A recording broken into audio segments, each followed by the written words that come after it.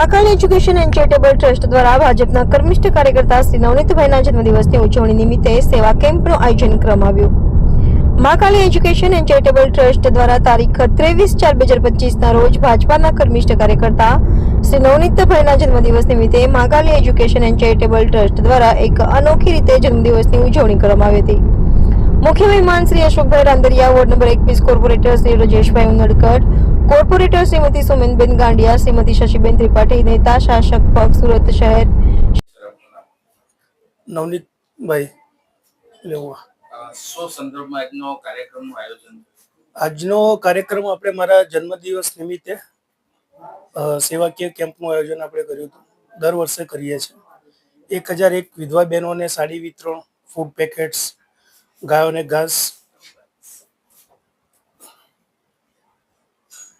ઘાસ ખવડાવવાનું, blood camp, આપણે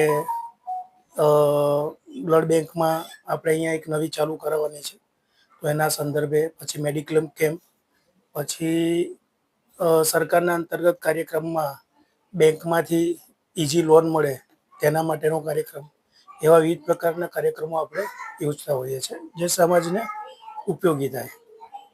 કેટલા વર્ષથી આ કામગીરી આપ કરી રહ્યા છો? સેવાકીય પ્રવૃત્તિ આપણે છેલ્લા 10-12 વર્ષથી કરી રહ્યા છીએ. દર વર્ષે આપણા જન્મદિવસ લોકો બીજા બધા પ્રોગ્રામ કરે, તો આપણે થોડું સેવાકીય પ્રવૃત્તિમાં આ પ્રકારના કાર્યો કરતા હોઈએ છીએ. ખાસ મહિલાઓ માટેની જ્યારે વાતચીત નીકળે છે, એમના માટે વિધવા બહેનોને જી સાડી વિતરણ જે કેટલી સંખ્યામાં છે?